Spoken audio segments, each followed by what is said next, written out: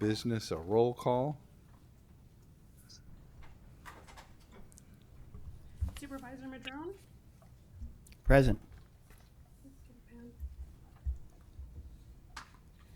Mayor Jones? Here. Mayor Burgell? Here. Councilmember Jorgensen? Here. Councilmember Atkins Salazar? Here. Mayor Pro Tem Mike Johnson? Here. Councilmember Orr? Here. Councilmember West? Here. PAC Member Arroyo? And PAC Member Allstrand. Here. Thank you. Thank you. And our first order of business is some presentations, beginning with the triennial performance audits for the transit agencies. Mr. Chair, do we need to adjourn? Oh, that's true. We will adjourn as the HCOG board and reconvene as the Policy Advisory Committee. And at that time, now we're ready for the triennial performance audits presentation. Great, thank you. Our consultant, LSC, Genevieve Evans, will be giving this presentation. She's coming up on the Zoom now. Does everybody hear me? Yes. You could be a little louder. A little bit louder? See if I get a little closer. My volume's up. And I will share my screen.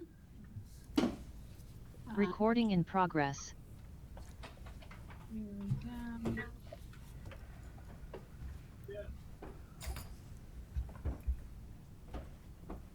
And wait a minute here. Let's get to the right.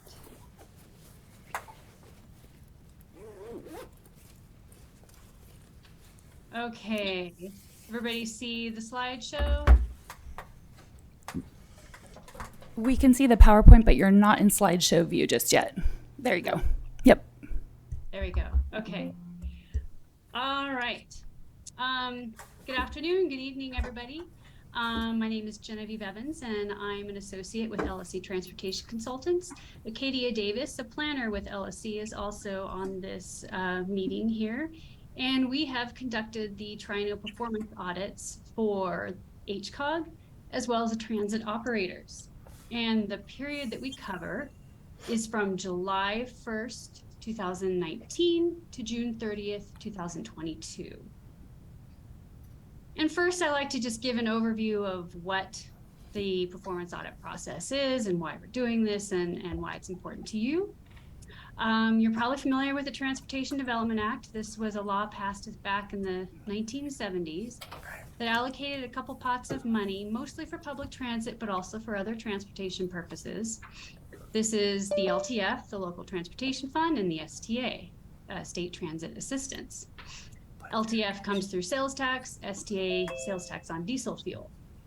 And along with getting these funds, and TDA funds are the primary operating source for public transit operators, and it's the role of HCOG to allocate this funding source to the transit operators in the region. But when you receive these funds and you allocate these funds, you're required to do a couple different types of audits. One is called a fiscal and compliance audit, which is done annually by a CPA typically, and it gets more into the numbers, make sure all the beans are accounted for properly. And the other one is what we're doing, a performance audit, which is pretty general. We have an overview of everything of the operators and their RTPA, make sure things are going according to the spirit of TDA and following the rules and making sure things are efficient. And for the operators, we get into detail of quantitative performance. We look at a lot of different ratios and ridership, at historical trends, and then we make some recommendations to help make sure these entities are compliant with TDA and other recommendations that we think might be helpful to make things run more smoothly or efficiently. It's a pretty straightforward cookie cutter process that we follow. New guidance hasn't come out since 2008. I'm hoping the next time that you have to do this performance audit, there'll be updated guidance, but we follow this basic process. There's a compliance checklist section where there's certain parts of the code that we make sure that the operators and HCOG are compliant with. It's a kind of a yes/no thing. We also look at the recommendations from the last time around and see if they've been implemented or maybe they're no longer relevant. We discuss that. And when you look at our audit reports, there's lots of tables and figures for the transit operators for this audit period and the audit period before you, so you can get a good idea of historical trends of ridership, operating costs, fare revenue, and you really see how COVID has impacted the transit operators. We traveled to Fortuna, Eureka, and Arcata. Acadia and I did, and we talked with staff and saw the operating areas, the yards, and just got a good idea of how things run and any issues that they might have. And then we came up with draft and final audit reports. So I'm just going to go through the findings and recommendations for each entity, and we'll start with HCOG. Prior recommendations, we actually did the prior audit as well. They were completed or in progress, so that's good news. In compliance with all the TDA performance requirements, that compliance checklist, except for one thing that is sticky everywhere, and that's getting these fiscal and compliance audits done on time. These are the ones that are done by the CPA on an annual basis. This is always a challenge because there needs to be coordination with whether it's the county auditor or a city finance officer to provide data to this independent auditor, the CPA who does these audits. And there's often delays there, so that often causes the audits to be submit late. And that has happened here in Humboldt County, although not as bad as some areas could be. And I think that's improving. We've looked at your unmet transit needs process. This is when you go through this every year before any TDA funds can be allocated for streets and roads purposes. That process goes according to the law and have good rules for that. And overall, HCOG is a well-run regional transportation planning agency as we see it. You do a lot of transportation planning efforts, looking for grants, not just roadways, but encompass all parts of transportation and ways to help folks in Humboldt County get around better. So that's a good thing. Our recommendations here aren't anything that need to be implemented to become compliant with TDA, but these are just suggestions that we think might help you going forward. The first one is the next time you look at your unmet transit needs definitions, as you're probably aware, fare box ratio, the state is putting a little bit less emphasis on that. They've changed the rules slightly. They've allowed for fare box ratio requirements. And then just as a refresher, this is the percentage of your operating costs that come from fares. And this is calculated on a system-wide level. And it's supposed to be 10% for rural areas. And they've changed some of the rules, and they've released this requirement through 2023, and then recently again all the way through 2026. And then there's also been some legislation that you can add federal funds or FTA funds into their definition of local funds, which can supplement fare revenue to make this 10% fare box ratio. So I think what the state is trying to do is putting a little less emphasis on fare box ratio, mainly because to meet these greenhouse gas emission goals that we want to get to, we need folks to ride the bus, and we don't want to discourage people, and we don't want to raise fares. So our suggestion is that when you review your unmet transit needs, maybe put a little more emphasis on other performance indicators besides fare box ratio when you make a determination of whether an unmet need is reasonable to meet or not. And LSC is also updating currently the transit development plan for Humboldt County for the operators. And in there are some suggestions of performance measures. The second one there is talking about committees. We looked at some of the different committees that HCOG has that relate to transit. There's the SSTAC, which is an integral part of the unmet transit needs process. And that meets frequently. You only have to do that actually once a year, but that's great that it meets more than that. But sometimes the SSTAC has been used for purposes perhaps outside of its usual role, of which is typically to provide input for specialized transit services, services that help elderly, disabled, and whatnot. And in the past, there was this committee called the Service Coordination Committee, which would review transit performance indicators and whatnot for the different operators. And so our recommendation was to re-implement this committee. While this is all happening, while I'm making these recommendations, it's my understanding that now there's another kind of a newer committee that's the different transit operators, sort of a coordination committee between the transit operators. They're beginning to meet to discuss, how they can coordinate. And this committee could fill that purpose, and they could, at the same time review the different, performance and historical trends and keep an eye on things. And I think that would fulfill this recommendation. Last one is just reminding you, back in, was it 2018, there was a study done to come up with a unified regional brand for the transit operators in Humboldt County. And there's been, progress to this coordinating idea in the sense that there's the regional transit pass for all the operators. But just an encouragement to, continuing with that thought to come up with a more unified regional brand for Humboldt County Transit. Should I stop here since as the HCOG board, do you have any specific questions on the HCOG recommendations and findings? Any questions for? It appears none. Well, go ahead. Okay, great, thank you. And I'll try and keep this, I'm sure you have a big agenda, try and not talk too long here. The next one up is HTA, Humboldt Transit Authority. Our findings there, it's a well-run rural transit program. They, obviously have to cover a lot of ground, and they do that. HTA has been successful in obtaining a lot of grant money to get hydrogen buses and regional connections, down south, which are important. As a transit operator, they did a good job of responding to COVID, getting the appropriate, glass and separating folks and, trying to adapt. With performance, the compliance checklist, mostly good with that. One of the exceptions was how it'll come up in the recommendations, how vehicle hours and miles are reported to the state controller.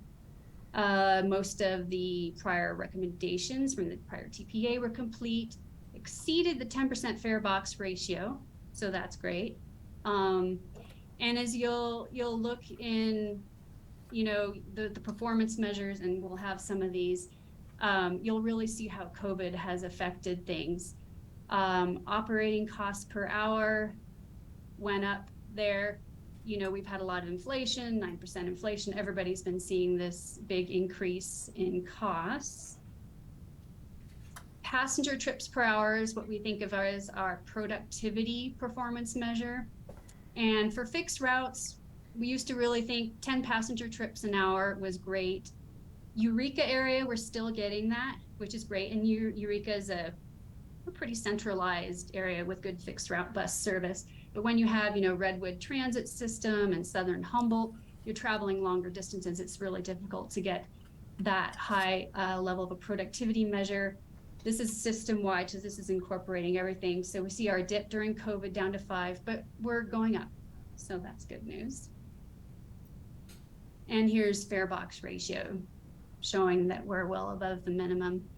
And that is without, and Acadia, correct me if I'm wrong, without including federal funds in the fare box ratio calculation. So, oh, I see somebody has a question. Latanya, is that right? Yes, thank you. Sorry, I'm- can we hold that question for public comment, please? Sure, yes. Thanks. Sorry, I'm not seeing everybody, so if I miss anything, let me know. Recommendations for HTA. The vehicle service hours and vehicle service miles the state controller likes that to be, there's a whole series of data that has to be reported to the state controller every year. And they like to see revenue service hours that don't include deadhead. And that was not done during the audit period. However, in speaking with the transit operator, they have new software that calculates things better, and that will be fixed going forward. So that's the first recommendation. The second recommendation is more informational. If fare box ratio does fall below that 10%, that there's a lot of, as I mentioned, you can add to local support, federal funds, and there's also some more exceptions you can take on the operating cost side when fare box ratio is calculated. And fare box ratio is calculated by the fiscal and compliance auditor, by the way. So that's just more informational.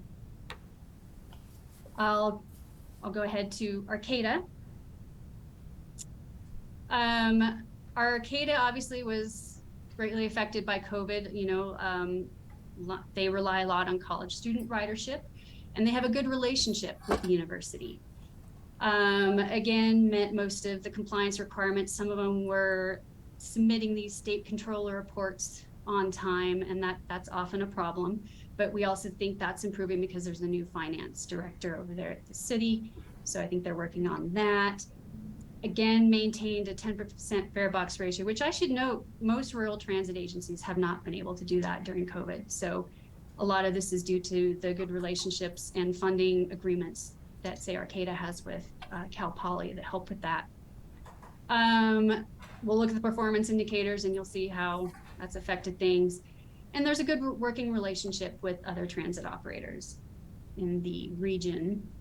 So again, similar to HTA, we have our operating costs per hour, which went up significantly when COVID really hit. You know, ridership went down and inflation went up. Passenger trips per hour really were affected because college students were not riding. A little bit of an improvement here, but I would expect this would increase going forward, especially as Cal Poly becomes more of a Cal Poly. Here's our fare box ratio. That's still looking good though, way above the 10%. Recommendations.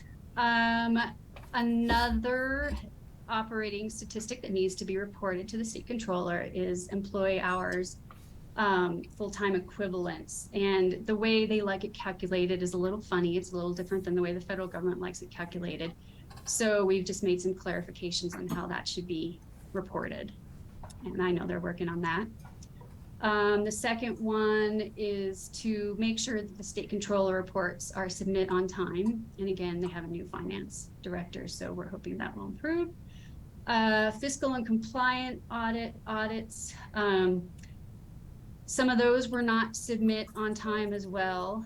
And again, this has a lot to do with, in this case, the city finance person working with them, because that person has to provide the data to the independent auditor. And again, this is a problem for all areas. Again, we put in there the informational recommendation of AB 149 that if fare box ratio does fall below the 10%, that there's ways that we can recalculate this that would hopefully make it above the 10%. And reporting transit data to the to HCOG on a more frequent basis, we're recommending. And it could be the SSTAC or this new, how I mentioned, what used to be the Service Coordination Committee, or share this information when the transit operators get together. So just to make sure that HCOG has a good idea of what Arcata is doing. Now we're on to Fortuna. Fortuna is a small system. It's just dial a ride within town. They only have 3 vehicles, and they actually did pretty well through COVID. They didn't lose much ridership. They have implemented or in progress all their prior TPA recommendations, performance requirements, you know, that checklist, we're looking good there. They didn't meet the 10% fare box ratio for some of the audit period, but again, that, you know, those requirements were suspended by the state, so that's okay. Operating costs increased pretty significantly the first year of the audit period. I think a lot of that had to do with insurance and employee costs, which, as you know, that's been happening everywhere, but then they leveled out a little bit. As you can see here, we have a jump from 46 to 67, up to 80, but then we're back down to 75 per hour. And I should note that Fortuna, this is a demand response service, which is more expensive to operate and also less productive. You just can't carry 10 passenger trips an hour typically on a dial ride type of service. So those costs are similar to HTA demand response services, so they're in line. And in terms of passengers per hour, if you get 3 passengers per hour on a dial ride service, that's pretty good. So they are pretty productive. And here's the look at the fare box ratio that I was talking about, where it dipped down to 6%. But as I believe we say in recommendation 2 here, they do have a sales tax measure, or Measure E, that could be classified as local support and put towards their fare box ratio calculation.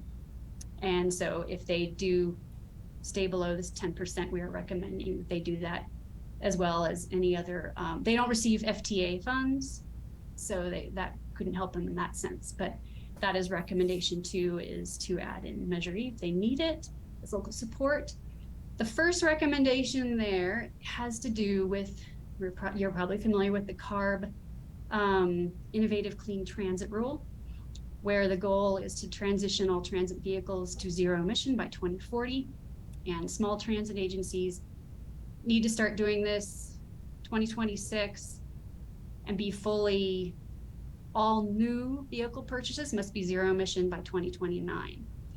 Fortuna Transit has one bus that's applicable here, a bus that's over 14,000 pounds. And so you're supposed to have a vehicle rollout plan that will show how you're going to become compliant with this rule by 2040. And that date's actually passed. We're recommending that Fortuna Transit submit a rollout plan. It could be pretty simple. I could direct whoever needs to the website to find information on how to do it. I think the bottom line is that by 2029, that vehicle that is subject to this rule will, when it's replaced, would have to be zero emission, and Fortuna should prepare for that at some point soon. All right. Well, thank you. Okay, back to questions then? Any board member questions or comments? Having read, there's a lot of detail, a lot of research that went into these reports, and they are pretty well thought out and laid out, and I thank you for that. Is there any public? Oh, yes, PAC member Arroyo. Thank you. I was wondering, since you evaluate other agencies and governing bodies and their practices, I've certainly noticed that there just happens to be very little overlap between the HTA board appointees and the HCOG board appointees, and not all of the HCOG member agencies are also a part of the Joint Powers Authority for Humboldt Transit Authority. So I could see there being some utility with those who are JPA members having the same appointee to the HCOG and HTA board, but I don't know if that is actually discouraged or encouraged, or if it's sort of a neutral area. I'm wondering if you know about best practices around that, because I do see that it happens to be that right now none of the HCOG members are also serving on the HTA board, so there's very little overlap there. Yeah, that really depends. You have quite a few cities. In a lot of areas, the RTPA board is the same composition as the transit operator board, if it's a JPA, but that's usually if there's one transit operator. And I think it's a little tricky too, right? Because not all the cities participate in HTA, right? That's correct. And I believe your makeup of the HCOG board is pretty typical, and I don't remember it's usually a few from the county, right? And then maybe one or so from each city. I don't remember the composition, I have to admit. I don't think it's unusual, what you have. Yeah. Is that, I'm not sure if. Yeah, the reason I'm asking about that is really there's just so little overlap, and then HCOG has the responsibility to understand and make some overarching decisions and recommendations around transit. And so I wondered moving forward if there's any reason not to have the overlap. And it sounds like there's not any good reason to avoid that overlap or to keep them separate. And so that's something that in the future, I'm curious if some of the members who also have members on the HTA board would consider doing that. I know it might not work with everyone's schedules given the timing of the meetings and everything, but that's something just to keep in mind for the future. I could imagine it being really useful to understand these issues overall. So thank you. Man, thank you. Oh, sorry. That's an important reason that, transit data should be reported to your board so that you're kept in the loop. But yeah. Mr. Chair? Yes. For transparency's sake, I actually do sit on the HTA board as an alternate. So I do have a bit of an overlap. And lately I've been actually brought in as a member because of absentees. So just for transparency's sake. Thank you. Is there any public comment at this time from these presentation? Yes. Seeing, Latanya should be there. Yeah, it looks like we have two public comments, Latanya and Julie. You want to take which one's first? Latanya, would you? Yes. Okay. I just have a general question. It's about the ridership. I don't know. Since COVID is over, is there a way to find out just how many people are riding the bus? Oh, yeah. Is that, I don't know if that's something you can answer here. Because I don't know. Yeah, and I don't remember if HTA posts, I don't think they post data on their website at their meetings. If you do attend their board meetings, they would give quarterly reports. The information we have just goes through the end of the audit period, which shows improvements. And I am pretty sure that this next fiscal year, ridership has continued upward. But okay. Is it still consistent with the college students? Meaning when they're college students, is colleges in session and universities in session, the bus ridership will go up. Particularly in Arcata, because they depend so much on college student ridership. Not all of HTA does, and Fortuna does not. No. And they still go to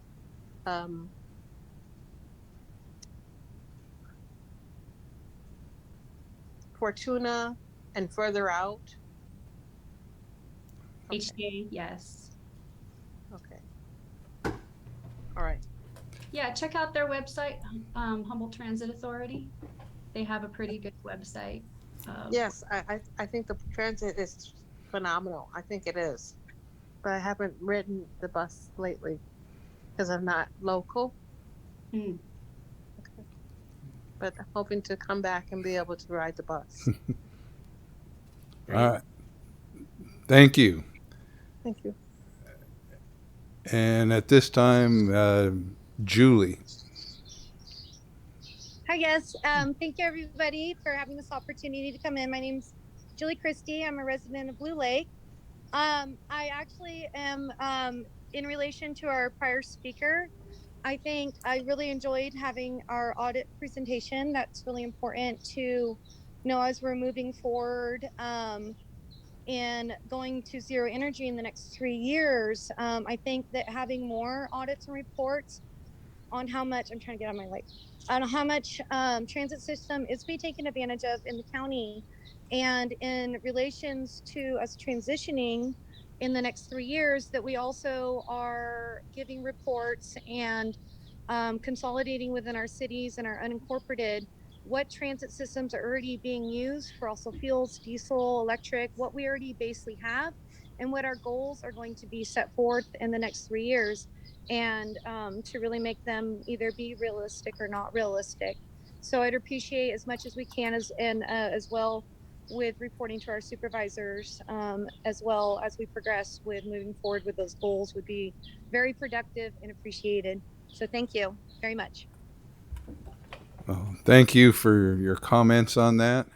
And seeing no other public comment, we'll move on to the Broadway pop-up demonstration report. Okay, thank you. I would like to introduce Alexis Kelso. She's with Caltrans District 1, and she'll be giving the update on the Broadway pop-up demonstration project that happened last month. That's still, kind of analyzing the results. She'll give more details on that. I did want to give just a little background of, part of why we asked Alexis to come.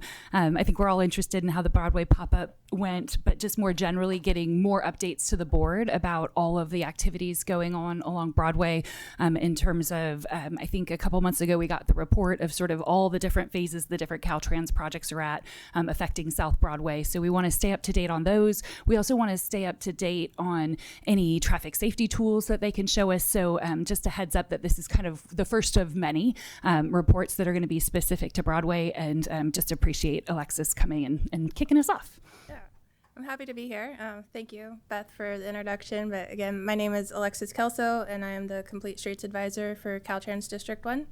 So I'm going to start with an overview of the Broadway pop-ups and then talk more about our process for the public survey and other data collection and our next steps. So just to recap, in 2021, HCOG completed the Eureka Broadway Multimodal Corridor Plan, and Caltrans has been working to implement the recommendations in that report since then.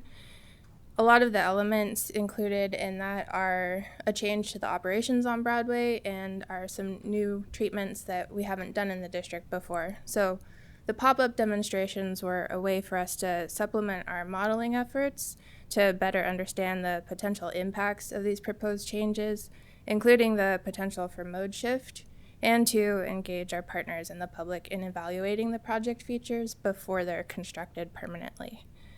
So the pop-ups were held from May 12th to June 20th, and they were on Broadway from Herrick to Wabash. We were originally going to have pop-up features all the way to 5th Street, but we had construction occurring concurrently north of Wabash.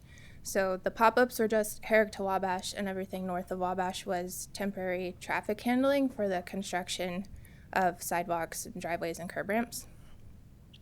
The materials in the pop-ups included delineator posts and temporary striping and signage, and those were used to test these proposed improvements of shoulder and median treatments for traffic calming, closing acceleration and deceleration lanes at signalized intersections, bulb outs or curb extensions, median treatments at proposed pedestrian crossing locations, and class 4 bikeways, which are where there is a vertical element separating the bike traffic from vehicle traffic. So while the pop-ups were up, we did a pretty extensive outreach effort around a public survey, and we were able to collect 1,501 responses. We're still going through all of those, but here today I can say that 70% of responses were from people living in Eureka area zip codes, and the remaining 30% were from elsewhere in Humboldt County. There were just a handful that were from something other than that. And then the breakdown in responses by mode are that 97% of people were responding as a personal vehicle driver, 22% were pedestrians, 15% were bicyclists, and 11% were freight or commercial truck drivers. That's obviously more than 100 because people were experiencing it from a variety of different perspectives, which is great. We also asked if people were nearby business owners or managers, and 8% of people taking the survey were representing that group. Our next steps are to fully analyze the survey, but in addition to that, we're using big data and traffic monitoring analytics software to understand if there are any changes to speeds, changes to circulation, including if volumes increased on local streets as a result. And we're also going to be doing using some software to look at near misses at signalized intersections, particularly for pedestrians and cyclists where we had temporary infrastructure. In addition to all of that data collection, we're going to be holding additional meetings for our stakeholders. We want to include emergency responders to get their feedback in particular. One of the main things we wanted to know is if any of these proposed features would affect response times. And depending on the results of the survey and the comments that were left, we might reach out to other groups specifically to get a little bit more detail about their perspective. So we're using all of this information to inform the future design and materials and location for the improvements on Broadway. And that's all I have to share today, but I do look forward to coming back in the future with a full report. Well, thank you. And does anybody have any questions? Yes, Mayor Burgell.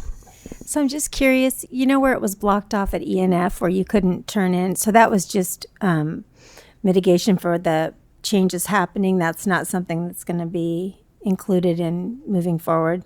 Correct. That was Okay. just to I facilitate got a lot of the comments on construction. that. Yes. Thank you.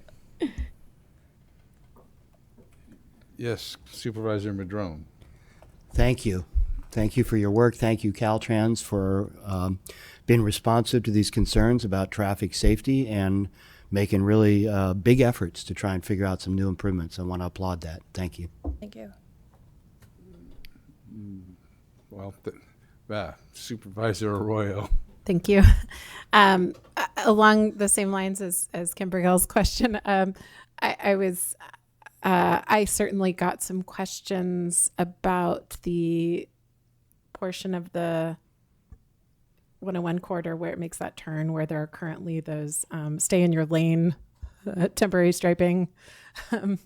I don't know what you called it besides temporary striping, but essentially people were wondering if that was also considered longer term. I know it's a little different from the pop-ups, but are you looking at feedback from that temporary installation as well?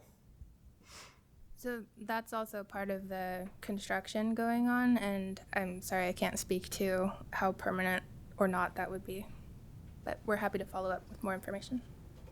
I think specifically what I heard was some people appreciated the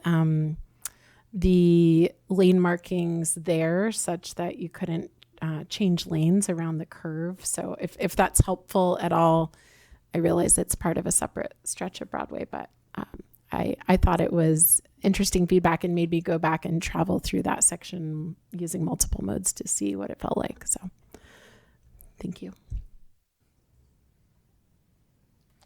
Well, thank you very much. And that's a lot of data gathered, a lot to digest. And I look forward to hearing more on how that's going and to progress and seeing things done. Yeah. Thank you. Thank you. Oh, I know. I was going to get to that in a second. So at this time, we'll take any public comment on this. Hello? No, just a minute. We have a person in the audience that's going to make a public comment. Thank you. Ken Swatsky, I strongly applaud doing trials on things before you make them permanent. That's a good idea. I think the stay in your lane thing, if I remember, those white strips were all off the side of the road after a little while. But these are all really important things, and I hope the city of Blue Lake will learn from this. They're doing a major thing from the truck route there. I'd like to see them do a same thing there to see what the study is showing as far as the implications. We have a truck route, same as you do, and through our town, and these studies are very, very important. Some people feel that some of these things will make it very difficult for truck drivers to negotiate safely with the large rigs they bring through the city of Blue Lake and things. So thank you for kind of setting a bar out there as far as not just building it and going for it. I really appreciate that. Thank you. Thank you. And yes, the tape does not always stay in place when you put that down.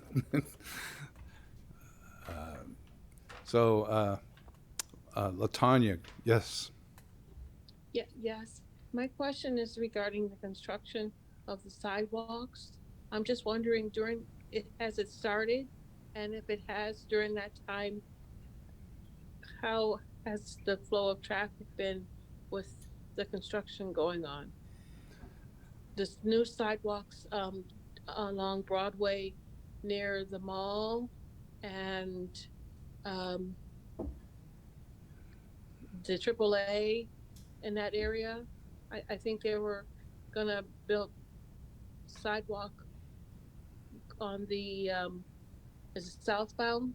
I'm sorry, northbound, on the northbound side of Broadway.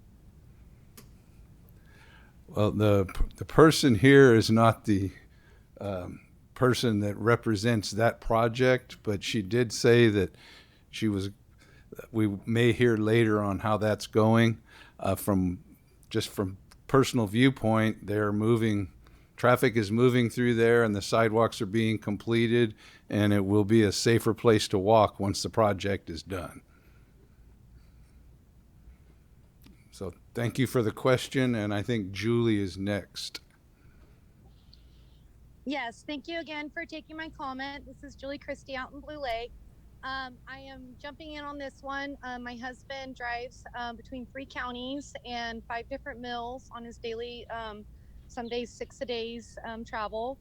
And so any way that we can have support keeping our roadways safe, especially through Eureka, and for both our drivers and our pedestrians is utmost important. So I appreciate this project moving forward, and I would like to also chime in with supporting our prior public comment speaker, Kent. I appreciate his comments coming back more to our hometown and respecting our businesses here and keeping everything safe. I'm chiming in my barn, so you guys get the extra noises. I'm just clarifying what's going on back here. Thank you very much for this time to speak. Well, thank you. And seeing no other public comment, we will move on to item C, creating the Grove, a part of the REAP multimedia grants. So on this one, we're actually having some technical difficulty pulling those up. So if I could request this to be continued till next month, we'll make sure to get that resolved and have it teed up. How does board will continue it on till next month then? Thank you. Thank you. So at this time, we'll take public comment on non-agenda items.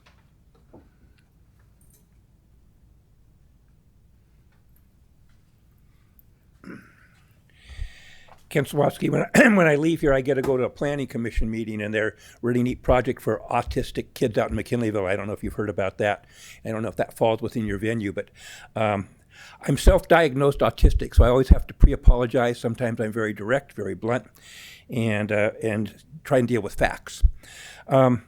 I was quite distressed, and this is more in your form, with what transpired in the city of Blue Lake. They put a tax initiative on there, and I pushed very hard to have the city manager put a 1/4-cent sales tax on strictly for roads. And I'm sure this has been, some of you remember when it was put on the ballots before, but I strongly support any of you municipalities either repurposing a 1/4 cent of your sales tax specifically for roads, which makes you the self-help entity. You get into a $1 billion pot, and you also get moved up ahead. So if Blue Lake had done that, as I suggested at that time, I think we'd be the only municipality that had that benefit, and we would be getting our grant money ahead of the rest of you. I strongly recommend, the county is proposing possibly a 1/2 cent sales tax specifically for roads. I've suggested possibly that they do a repeal and replace on Measure Z. Give that back to everybody else, since a lot of you are not getting a share out of the Measure Z money, and use a 1/4% of that for specifically for roads to be self-help municipalities. So that's something I think everybody should think about. It gives you first access. I know it's been proposed by the county. They want to put a separate 1/2 cent sales tax on. I would support in the county a 1/4 cent sales tax, specifically road. That's what requires you to get that certain level and get the money for you folks. I did, and that was irritating me. We do have a few other things out there in Blue Lake that have been, I hate to be derogatory, but I'm direct. We're having problems with responsiveness from our city council. Always listen to your people. You know, we have a project out there that the people don't want to have in general, a Danco project. We're rural. We really don't want that out there. And we really wish that our council members would be responsive. And I know a lot of you sit in those same kind of chairs, to listen to the public and not just listen to staff or somebody with an agenda such as our city manager seems to have. There's a comment, people ask me what's going on in politics. Well, I say, you know, it appears that 3 villages lost their idiots, and we got them, and if you guys want them back, we're happy to send them back to you. And I hate to be so direct and derogatory, not mentioning names, but that's what happens when you're not responsive and don't listen to the people. And we have meetings, totally shine what's going on with the people coming, making comments. We feel very disgruntled. And that's why we end up coming to a lot of meetings, and that's part of the reason I'm here. I'm not recalling Adeline Jones. I was threatened that at one time. I'm not. She's going to stay there instead, and hopefully we can correct the problems in Blue Lake instead. So look forward to working with all of you regarding tax measures. I'm executive director of the Humboldt County Taxpayers League and do support reasonable taxes and strongly support you guys all qualifying somehow for being self-help municipalities or the county. Thank you for the opportunity to speak today. Thank you. And any other public comment? LaTanya. Yes, I just want to get clarification on what was just said. I know it's a public speaker. He was speaking of half cent. I'm thinking it's a half a percent, because I'm thinking we deal with whole things, right? So I'm just trying to make sure I'm understanding what was being communicated. Well, we really can't address a public comment that's on a non-agenda item, but he was speaking of a tax measure.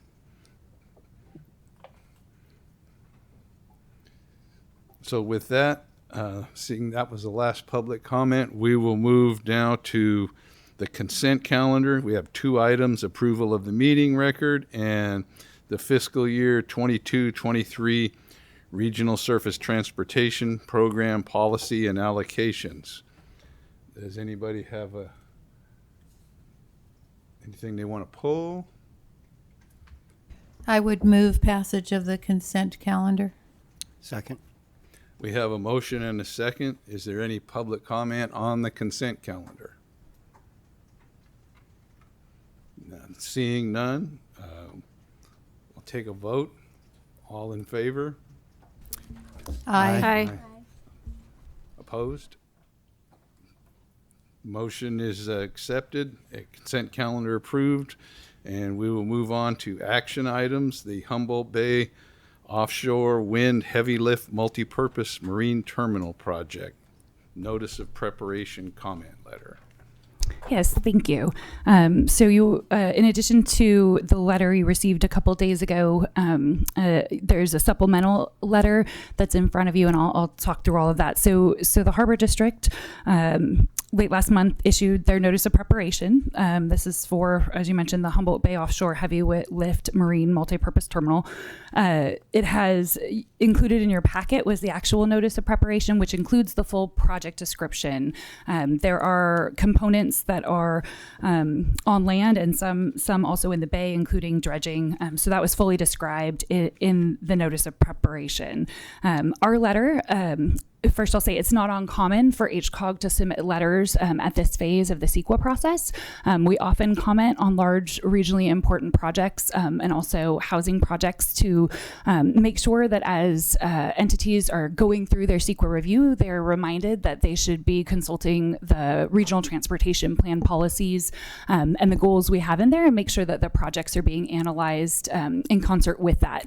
So again, not uncommon that we send that. There's kind of a twofold purpose to sending this particular letter, which includes, the typical HCOG reason of, pay attention to our regional transportation plan, but also because a couple months ago, your board voted to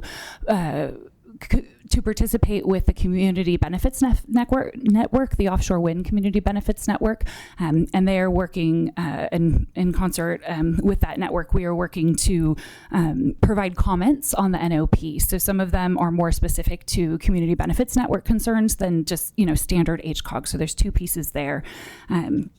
I'll point out just a couple things from the letter. One, I do think that offshore wind is probably pretty critical for us meeting the climate goals that we've targeted in the regional transportation plan. However, we also want to see it done equitably and make sure that this project is benefiting the entirety of the community. And there's some language in here. The Coastal Commission did a consistency determination from the Bureau of Ocean Energy Management development when they were looking to do the offshore leases. And in that consistency determination, they included the language that's in the letter related to the port. So, they saw the port development as necessary in terms of those offshore wind leases. And they noted some potential concerns, which include impacts to our transportation infrastructure, and also that burdens of things like air pollution will fall on the communities adjacent. So that's one reason we're using the basis to kind of have a heads up on what impacts we may see based on this Coastal Commission language from their determination, from their coastal consistency determination.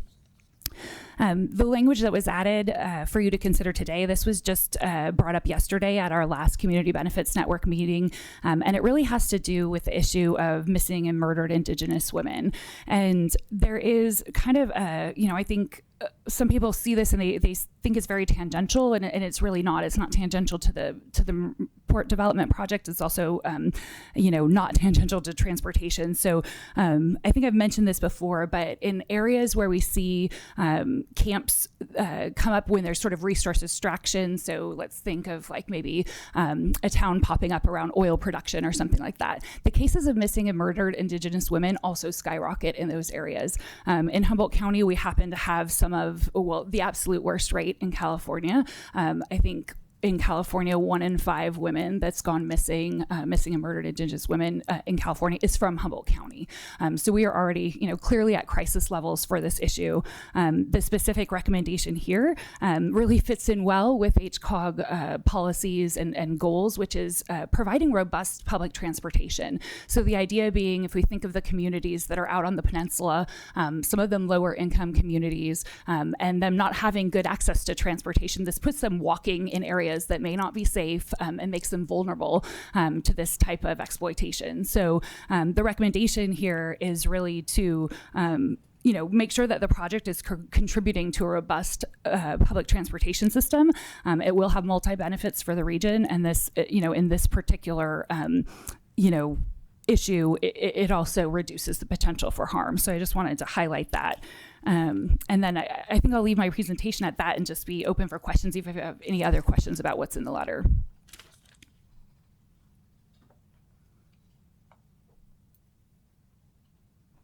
Okay, thank you. And that is a important matter that was included in this letter.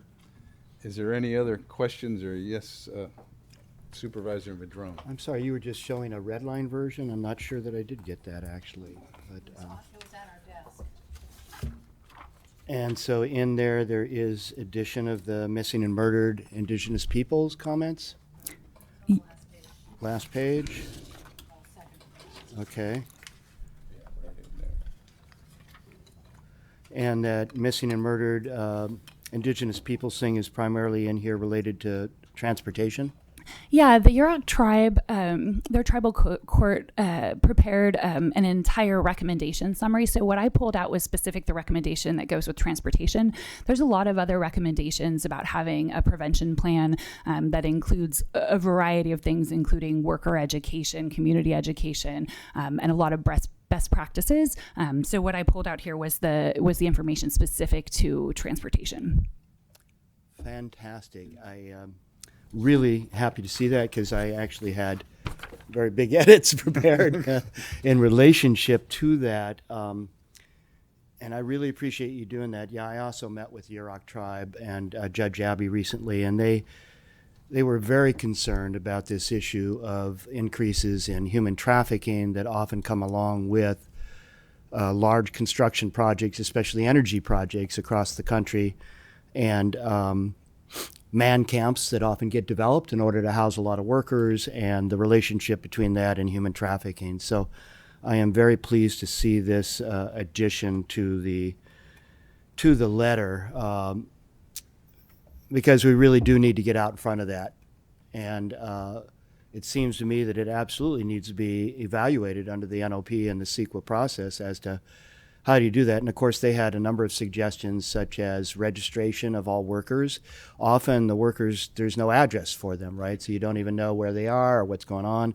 And registering sex offenders who might be part of these work camps and things like that. So they they had some great suggestions. I'm going to bring that back to our board as well, and just watch to make sure that this is absolutely seriously considered in the CEQA process, because we know it's a problem. So thank you for adding all of that. And, you know, it really goes along with our land acknowledgement, I would say, you know, in terms of, it's a great acknowledgement. It's just words, but this is where we put it into action. And so I'm very pleased to see that. I think there's one little minor typo in the letter on the 4th page under item number 3. I think it means it's supposed to say though rather than through. But of course, word check wouldn't catch that because through is a proper word, right? So just trying to read it. Through avoidance or mitigation measures offset, it doesn't read right. So I'm thinking it should be though. But I could be wrong. Maybe there's something else missing. Very minor. And that's all I have. PAC Member Arroyo, thank you.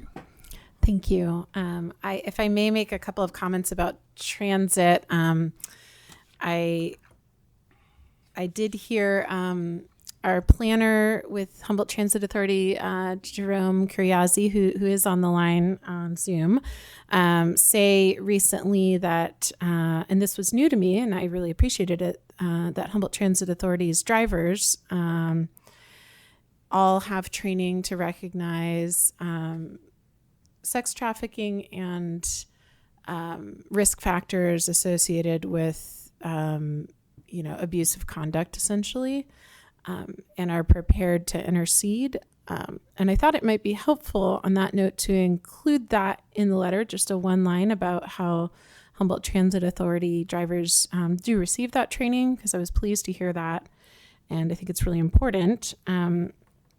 So if folks would consider including an acknowledgement of that, that would be helpful. And I also wanted to note that Humboldt Transit Authority was previously providing service to the town of Samoa, to the new development, the Danco built development of affordable housing. And unfortunately, we were seeing less than 2 trips a day, and that really was not sustainable for fixed route transit. So for having buses go there multiple times a day and frequently have no riders. And so just simply due to the cost associated with providing that service, we weren't able to sustain that. But we certainly stand ready to revisit that, especially with some of the planned development, and are looking at some expansion of other services to meet the handful of riders who do really want and rely on that service. So we are not leaving them stranded, but are looking for other alternatives for how to meet their needs. But we did discontinue that service. If anyone had heard that we had service to the Samoa Peninsula, it was somewhat short-lived. And sometimes that happens with unmet transit needs or new developments, that there's a lot of assurance that people will use transit, and then it just doesn't happen. And we are looking at other ways to address those needs through microtransit, et cetera. But can certainly put on fixed route transit service again, should that be supported, and necessitated by the development out there. But I don't know if Jerome wanted to say anything else about the driver training with respect to this topic, because I think it is really important, and I learned a lot from Jerome's comments. Jerome, would you like to speak to that matter? Thank you, Natalie. I don't have anything to add, but look forward to continue to working with our communities to make sure we can be additional eyes on the road. Okay, well, thank you. Is any other board members, comments, questions? Any public comment or questions on this item? Yes, sir.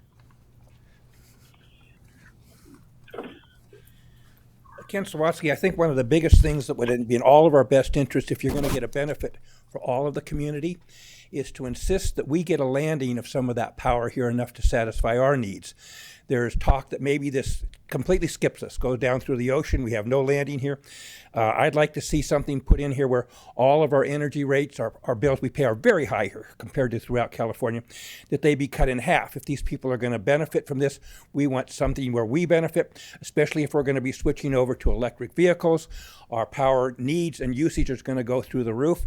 And I think it's time to play hardball with these big, large companies.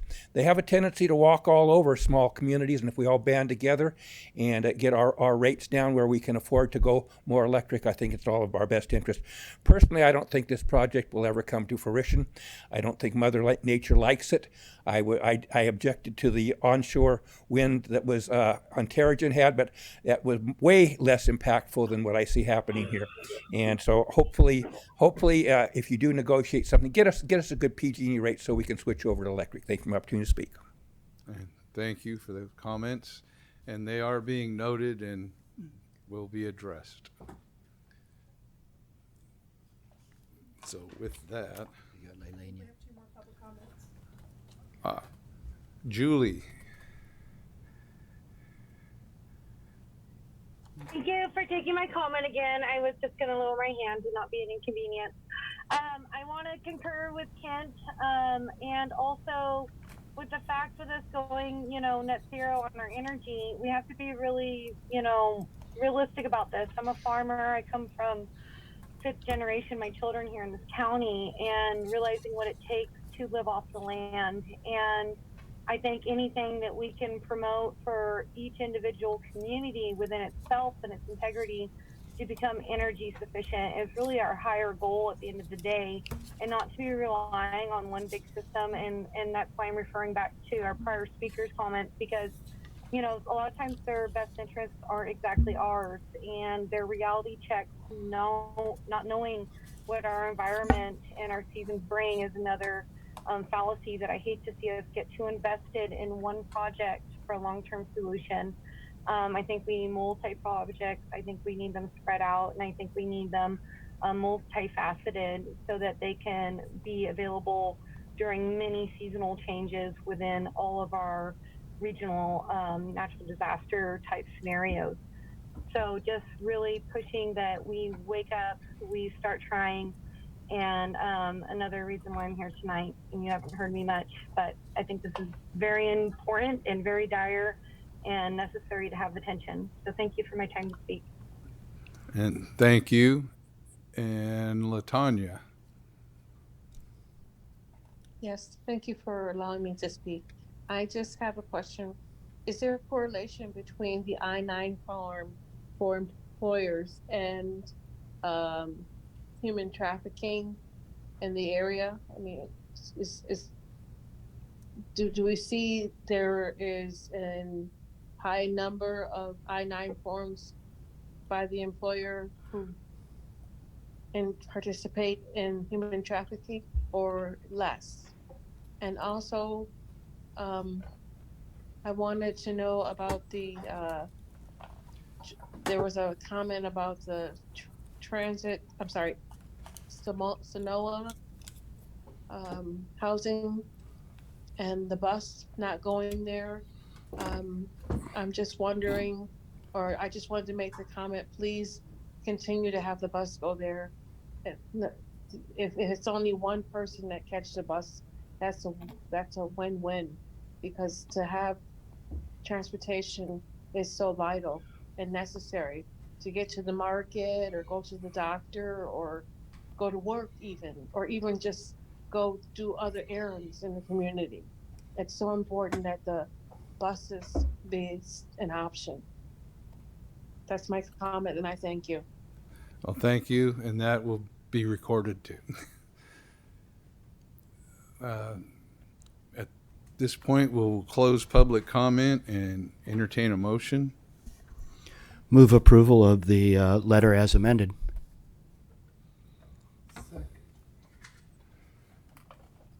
Chair Johnson, may Yes. I ask a quick question?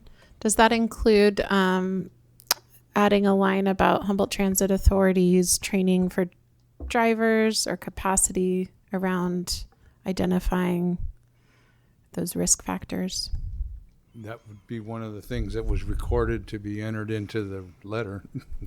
And do you feel that you have the information you need to add that? Okay, just wanted to be sure that was captured. Thank you.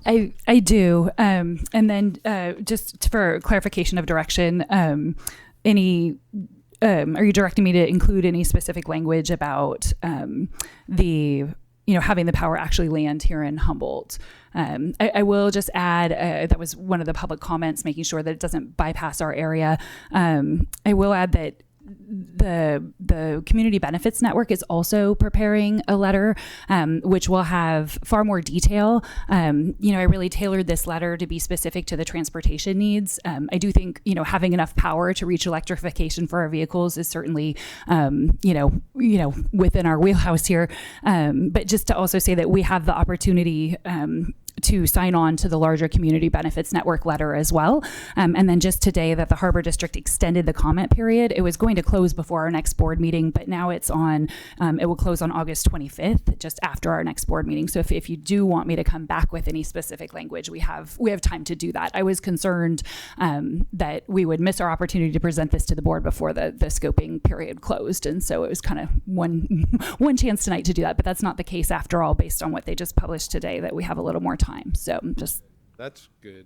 You were pretty agile adding the MMIWs, so yeah, and that was good. And recording, I saw you writing down the notes PAC member Arroyo was speaking, so I knew that you'd copied that. Yep. And so let's just take a moment and see, do you feel that we have everything we need to address this letter? I do. I do, and I do concur that maybe to let the community benefits group and that larger letter handle the portion about the power landing, because that is important, but it's a little not exactly in our purview. So I support that. Yeah, the letter was written from the transportation point of view, and that's how we brought the missing and murdered Indigenous women, and with the information you received at the last meeting. Yep. So then to clarify, my motion was to add the amendments, both what's in the letter in red, as well as the comments by Supervisor Arroyo, and as well as a simple comment about making sure that the benefits go local, I guess. And I think you can be the one that makes that language work, so. Does that work for the seconder? Does that work for the seconder? Well, yes. Great. Nope. If I may be a little bit of a pain in the butt, I will say that part of the rationale for, and I do still think it was the right choice to move to hydrogen electric fleet, or hydrogen fleet, which is, electricity is generated by the hydrogen, but was that, there isn't, and this was highlighted in the evaluation by our outside party, but our auditor, but there isn't the capacity to really expand our electrical grid to that extent to have electric, fleet fueling to the degree we need. And so, that is resulting in other investments and other changes in our community, because we can't rely on that capacity within our local grid. So there is a transportation nexus, and we could consider adding a line that says that I believe it is, looking at this, I do believe that it is insinuated in other parts of the letter, but I don't think it's as blunt as it could be about wanting to ensure that there is improved electricity reliability in our region as a result of this project, and that particularly as it benefits transportation. So I would say, partly with my HTA hat on and partly just thinking about the role that electricity plays in transportation, it could be included, and there would be a close enough connection. But I would say whatever y'all want to do, I go with, because I do think it's reflected in here. It's just a little bit more general. I do thank you for that clarification. That actually, it does make sense. So thanks. We could possibly add a line into that, the line on energy efficiency and zero carbon, about sufficient power from the project to provide for the needs to meet that goal. And because I think all of our jurisdictions have had the conversation of how are we supposed to charge these things up if we don't have enough electricity to keep our lights on. Got it. So I would include that as part of the amendment to the motion.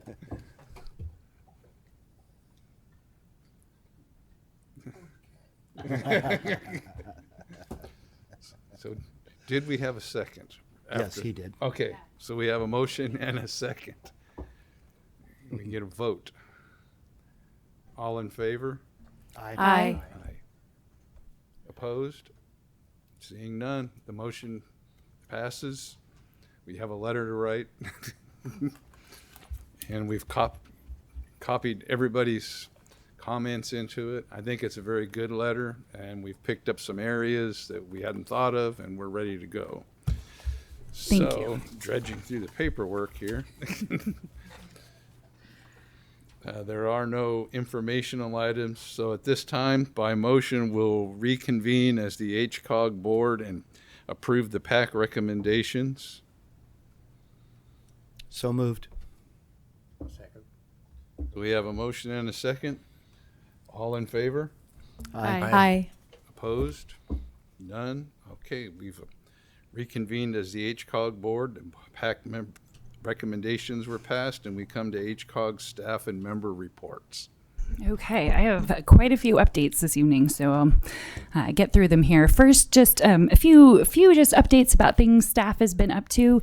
One of the things we started a couple months ago was to have regional housing needs allocation meetings with the planning directors. So the RENA process is something that HCOG administers. This is how each of the cities get their numbers that go into their housing elements to accommodate the proper amount of housing that the state requires, or at least zone for it. We don't have to do our RENA cycle again until about 2027, but there is I think, some changes that HCD is considering. So I wanted to start gathering the planning directors together to discuss those changes, see if we wanted to give input. And as a result of our first meeting, we agreed to continue to meet quarterly so we can, it's a really important issue. I think in the past, there wasn't a lot of enforcement around this, and that is ramping up at the state level. So it's getting more and more important to think about how we do these allocations. We really need to make sure that the way we allocate is one, affirmatively furthering fair housing, but somehow also do that in a way that can help us meet all of our climate goals. So there's a little bit of a tug and pull there, just because some things to affirmatively further fair housing, it really kind of dictates where new units should go, and those aren't always necessarily the same places that are reasonable to get to using public transit or not owning a private vehicle. So we're just kind of trying to work through all that, and the state is trying to work through all that. So just a heads up here that we are convening that group and we're meeting quarterly. One of the things we'll be discussing at that group is the potential for a regional housing trust fund, and also if there's a possibility of doing our RENA numbers differently and looking at a more regional approach, so that the trust fund can kind of offset contributions in terms of housing. So it's pretty complicated and pretty theoretical still, but I just wanted to plant that seed and let you know it's something that we are actively tracking. The Regional Housing Trust Fund's been discussed for quite a while, and just a heads up on that, HCOG is on the radar for potentially being an organization that could administer that. So that's a question that will be coming to your board in the future. So just planting the seed there and letting you know we're exploring all of that and listening to the planning directors and what the needs are there well in advance of the next RENA cycle. A little note about staff, Stevie Luther, our associate planner, he just graduated from the regional leadership program that was held locally here. He had a great time. It was a really wonderful program. It was about 6 months long, and we're happy for him, and he really enjoyed it. And glad that he made good connections with many regional leaders through that.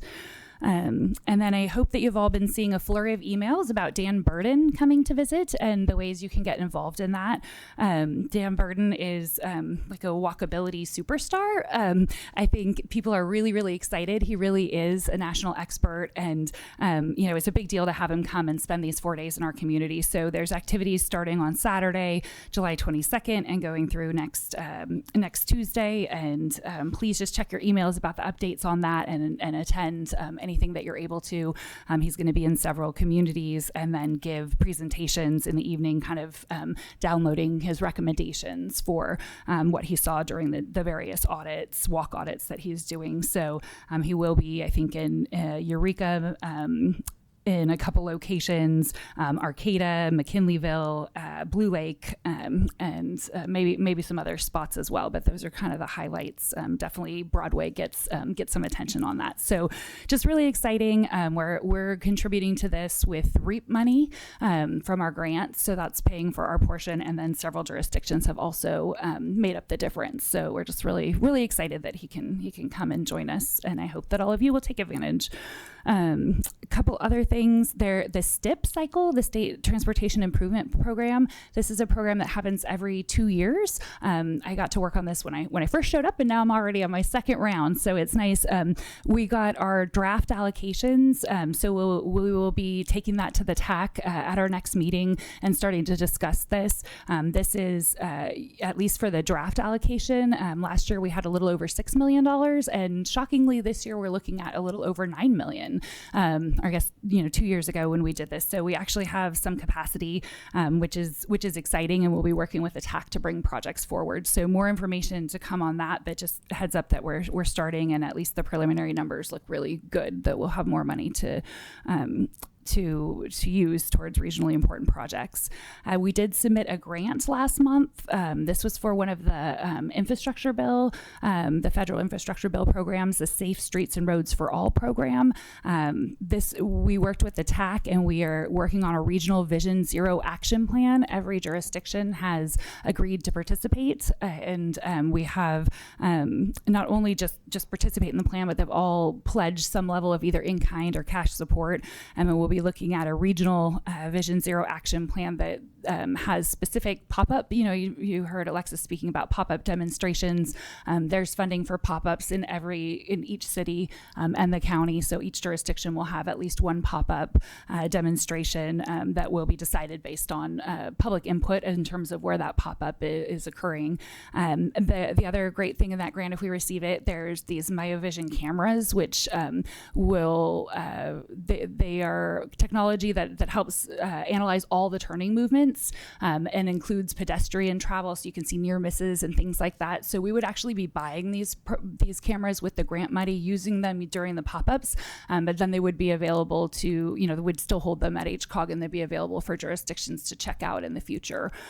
So one of the great things about having a regional plan is if we get this plan done, then jurisdictions become eligible for actual implementation funds. They're not eligible for implementation dollars until the plan's in place. So this is kind of laying the foundation for future money that could come our way once this plan is adopted by all the jurisdictions. And then let's see, we did change our time. You may have noticed we started at 4:30 today. I think last meeting we had a question if we needed to change the bylaws to do that, and we do not, which is why we didn't have that as a vote. It is as directed. So given that everyone was flexible, we will be holding this 4:30 time. And then an update on the SAFE program for our call boxes. I don't have any updates on our supplemental patrols this evening, but we did receive our Caltrans encroachment permit, and we just signed the contract to go ahead and start on those satellite call boxes, which will be on Highway 36 and 96. So that is in the works, and hope to see that construction still happen this summer. It's a pretty straightforward process to get the pole in the ground, so it shouldn't shouldn't be a long construction schedule on that one. And then also just thanks to the board members who could attend the Indianola Undercrossing groundbreaking, which was last month, and pretty exciting. HCOG's been working on that project for over 23 years. And so, very exciting that it's underway. And if you've driven the corridor recently, you see all the construction happening, be going on for, about 3 years. So, we'll continue to have the project manager from Caltrans come and give updates about that as we go along, but just, great to see it get started. And if you have the chance to drive the corridor, you can note the progress. And then just finally, we did attend, and I maybe Natalie mentioned this, so I don't want to steal her thunder here, but we did attend the North State Transit Symposium, which was hosted by HTA. They brought, I think, nearly 100 transit professionals from all over the North State to really talk about better regional coordination and, several really important updates to the Transit Development Act. It was very useful, and just really applaud Humboldt Transit Authority for a very well-run and well-attended conference. And it was always great to see new people visit Humboldt, and many of them were very excited. They were coming from very hot places, so they were very happy to see our fog and pull their jackets out. But overall, just wonderful information shared and really great execution. So that concludes my report. Any questions or comments for? The only thing I have is Dan Burton's presentation at Wharfinger. Mm-hmm. And I saw that he's going to Arcata, which includes roundabouts, and we are getting ready to possibly have some roundabouts, and questions have come up regarding trails and rail, and I was just curious if he's going to be speaking on that. I can't make it because I'm busy all weekend. If that's going to be recorded, or if the slide deck's going to be available, or that kind of thing. Yeah, I'm not 100% sure about the recording, but I do know that the slide deck will be available. So we can get that passed on for sure. All right, awesome. Thank you. Mm-hmm. Yes, sir. And I would say if you would like to talk about rails and trails, I'd be more than happy as Vice Chair of the Great Redwood Trail Agency and our staff to come and at some point make a presentation with Fortuna City Council if you'd like. Yeah, when we get closer to actual design and when we reach 60% anyways. Yeah. No, we're definitely moving forward on outreach and stuff, so let me know if I can be of assistance with setting that up. All right, thank you. And of course, the Carlotta Spur is also right in your backyard, so yeah, there's questions about that one as well. Any other? Oh, I was going to come to you in a minute, but yeah, you have Julie. See your hand up. Yes, guys, I'm trying to keep up with you as I do my farm chores. I really appreciate the Zoom edition. I always listen to your recordings on Humboldt Access. I'm going to comment on the Indianola project. Please keep up on that with any Caltrans reports that you can get. I have a few friends that work for Zabel. The ground there has been extremely unstable for even the trucks that are moving in and out of there right now, FYI. So please keep up on that. Try and be productive to make that project happen. My next thing is back to Steve. Yeah, dude, if you would love to come out to Blue Lake, the reason I'm actually chiming in tonight is going to be here in a minute for the Caltrans report. It'd be great to get you going on talking about phase 2 out here in Blue Lake. That'd be great. I know it's been mentioned at your HCOG meetings prior to this, but it hasn't really come back as a report to Blue Lake. So that'd be super. Thank you. May I ask her a question? Go ahead. And Julie, so you were talking about the Great Redwood Trail out there? I may be incorrect in assuming that's the Annie Marion Rail Trail. Yes. But No, I do believe that is a portion of it, correct? Absolutely, Julie. And as we've talked before, yeah, I'd love to come out and meet with you and Kernan and everybody else along the line. So let's. We're pretty far in the process, so that'd be great. Thank you. You bet. Thank you. Okay, thank you. And the Caltrans report. I do have several reports today, but I see that Diane Edwards from our traffic safety is on the line, so I want to give her an opportunity to talk if she has something to say. Hi, this is Diane Edwards, and I'm really just attending as a member of the public. I wanted to hear Alexis's commentary on the pop-ups project, and then I stuck around because it's all interesting to me. But really, I don't have anything to add. I'm Okay. just here. Thanks, Diane. Thank you.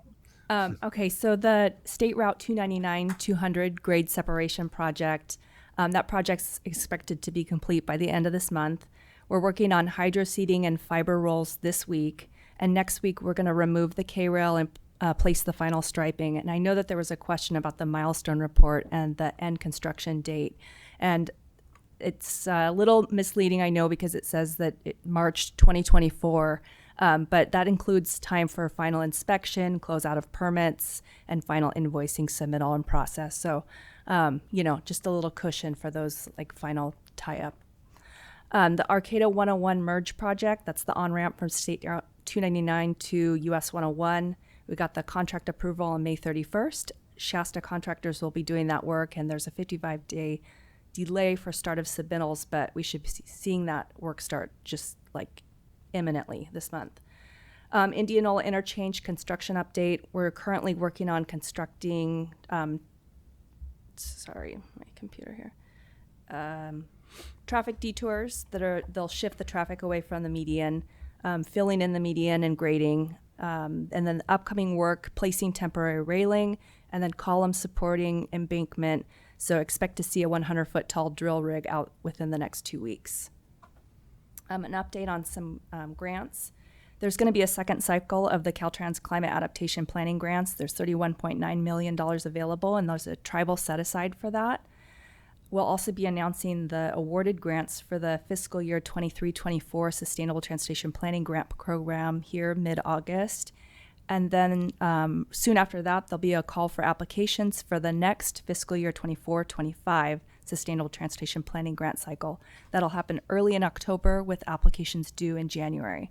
So our office is definitely available to coordinate on potential projects. And then the Clean California Local Grant Program, project award notifications going out in August and September. District 1 had 24 applications submitted, and 8 of those were from entities in Humboldt County. Quick update on Fernbridge. There was stakeholder engagement, and that will include contacting community members to get feedback on what they want to see to keep the access open to Ferndale. We're keeping all options open. The stakeholder engagement meeting that happened on June 27th at Ferndale Town Hall was a huge success. We're having another meeting August 30th. We're moving forward with a project initiation document this fiscal year, and we're working on Pier 2 to keep the structure open and safe for the traveling public. Last chance grade, the draft environmental document will be out this December for review and public comment. And finally, Eureka Slough, we're currently in the environmental phase. We're working with the city of Eureka and Humboldt County, looking at alternatives for replacement of the structure. It's a pilot project for Assembly Bill 1282, and that'll require close working relationships with our partner agencies prior to the permitting. And the project manager is Jeff Pimentel. So thank you. Thank you, and I have to say that the pop-ups were an example of that, and the Fernbridge project are both examples of Caltrans bringing public engagement in and working with the public. So I think it's great. And Mayor Jones. Yeah, hi. Thank you so much for the update on the Highway 290, State Route 299, Route 200 rather, and Route 299. And I also want to thank Caltrans. I didn't get a chance to do this at our last meeting, for putting up the Cal Poly signage just in time for Cal Poly's graduation in May. I really appreciated that. That was something that I had asked for, and there seemed to be a delay, and then I noticed it came up right shortly before their graduation. So I really appreciate that. Thank you. And Supervisor Madrone. Yeah, thank you for all the work at Caltrans. This is an impressive list of projects here. I mean, it's mind-boggling, really, how many things are always being tackled and taken on. And that new merge lane for 299 to 101, boy, I think we've all experienced heart palpitations when you're coming around that corner and trying to merge, because the whole angle's everything. And so kudos for moving on that one.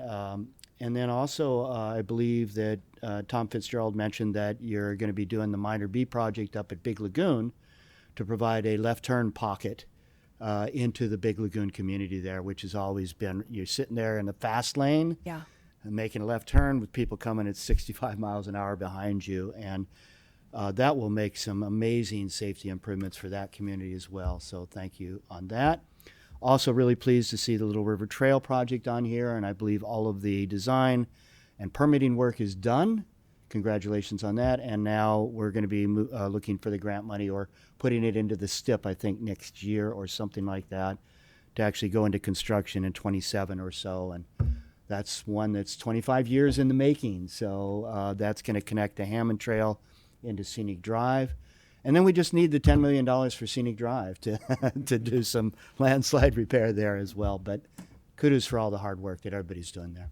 Thank you. And if there's any projects on the list that you want updates on, let me know and I can coordinate that or get the project manager in here. So just Thank let you. me know. All right, well, thank you. Is there any final comments, questions? Well, I believe at this point we've reached the end of our meeting. Oh, Julie again. I'm sorry. I watch your recordings. I keep up with you guys as I do barn work, and this is my first time chiming in. I think it's great that we have some public input. I always reflect on your meetings and take it to the next community level that I can. I want to just ride on the coattails of our supervisor, Steve Madrone. I do agree that we should be putting a lot of good priority into our northbound 101 off 299. Have a load of horses or cows behind you when you're trying to get onto that. And then next to the Big Lagoon exit, that's a beautiful, not only for our residential that's out there, but for the scenic tourist, avid Big Lagoon goer. That's exactly what Steve said.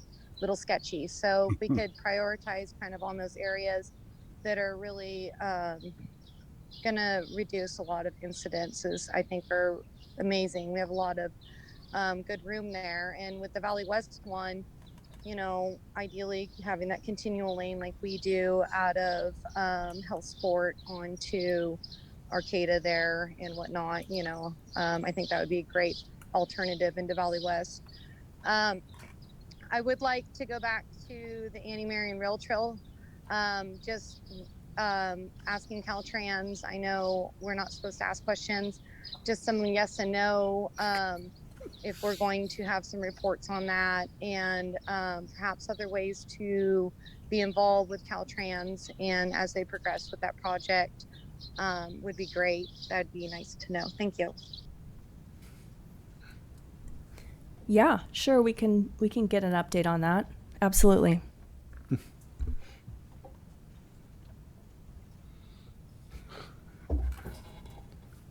Okay. At this time, I was just going to do my PAC member report whenever you're ready. Oh. I'm sorry. I don't want to jump ahead. So I just wanted to, I was going to talk about the transit symposium, and I'm glad you covered it. Really exciting, and huge thanks to all of the Humboldt Transit Authority staff who helped to make that possible. And it really was great to have folks from all over the state to learn from, and quite a few state agency representatives sharing timely information about programs that have to do with funding and support for transit. And it was also a little bit good to commiserate with other transit agencies that, there's a lot of funding for capital projects and not a lot of funding for operations. And there are funds for operations, and that's certainly warmly welcomed, but it makes it difficult because one of the challenges that was highlighted in the presentation earlier is that driver recruitment and retention is still a huge challenge for us. So we have a number of desired expansions to service, one of them being, an express bus between Arcata and Eureka, possibly McKinleyville, Arcata, Eureka, still to be determined, but there's certainly demand for that. And, demand for later service and earlier service to help support working individuals who utilize transit as their primary form of transportation. But we're just struggling with drivers. And so we'll be talking about that more in the coming months for sure. But it was nice to be able to connect with other transit agencies who are also looking to recruit and retain in new ways. Perhaps recruit folks who haven't traditionally been reached out to serve as transit drivers and maintenance and operation personnel. But that is an ongoing challenge. So I mentioned already the update about the Samoa route. And one of the potential solutions is that we will be, in the coming months, expanding our dial-a-ride service. So our board still needs to take some action around that, and we still need to roll that out carefully, because it's essentially taking a system that has, had a fairly prescriptive approach to who can use it. It has traditionally been people over a certain age and people who are part of the disability community. And now it'll be expanded to more riders. And that will offer a basically door-to-destination approach to transit. It's a shared ride service. But it's a little more expensive than a fixed route service, so going to a bus stop and taking the bus. But it does offer more flexibility for folks, particularly people who, for example, live not particularly close to a stop, but still within the area that we can serve. So that'll be essentially the microtransit option that we're exploring, possibly some different permutations of that over time. But I look forward to providing an update about that and how it's working. And it's something a little bit new and experimental for us. But it's utilizing existing vehicles and existing dispatching software. And so we want to try to do that to make it more accessible for our community to use transit. And then I wanted to highlight a couple of fairs and promotions right now. We're still doing a regional pass, a 31-day pass, a month pass for $50, which is a savings over, for people who ride regularly, a savings over the, other fare structure. And we're also, this has been in place for a little bit, but it's still new for folks, that we have a tap to pay system.